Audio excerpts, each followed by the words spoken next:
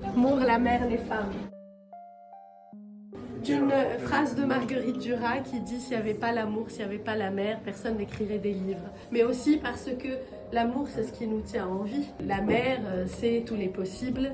Et les femmes, c'est vraiment un hommage aux femmes. À toutes les femmes de ma vie, les femmes de nos vies, les femmes du futur, celles du passé, toutes les batailles qu'elles mènent, c'est important de le rappeler. C'est une entrée qui est constituée d'un espace comme des grandes pages échappées d'un livre ouvert. Ces grandes pages sont fendues pour accueillir des pièces exceptionnelles du mobilier national.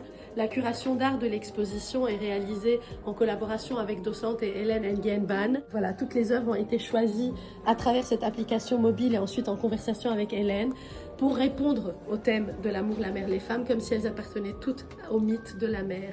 Et ce qui est très beau, c'est justement de trouver cette œuvre de Bianca Bondi et de confronter cela au béton littéraire avec ces livres qui sont aussi pétrifiés mais d'une autre manière, et la force de l'art contemporain comme contrepoint de résonance.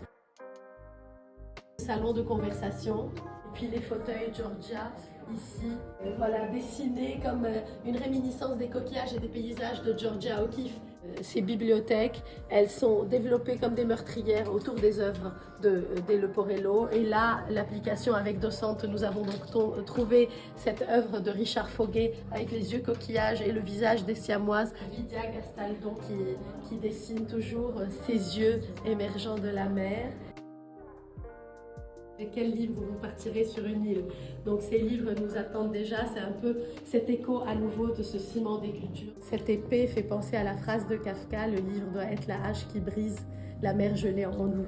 Derrière vous aussi, comme une jupe, comme une robe haute couture, les rideaux avec la maison, le marié, l'oignon que j'ai voulu en effet proposer comme une grande robe étalée sur la fenêtre pour tamiser la lumière. Ce bureau-là, lui, il répond avec beaucoup de force et de rigueur, comme la chaise d'André Poutman, qui est la marraine du Festival d'architecture intérieure. Il répond à ce grand mur déployé derrière comme un éventail de paravents.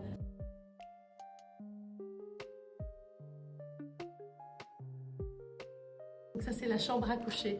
Mais ce n'est pas une chambre à coucher ordinaire. C'est une chambre qui est déjà habitée par un mobile des métiers qui est conçu comme un attrape-rêve géant. Cet attrape-rêve géant est réalisé avec les 8 maisons d'art de la maison Chanel.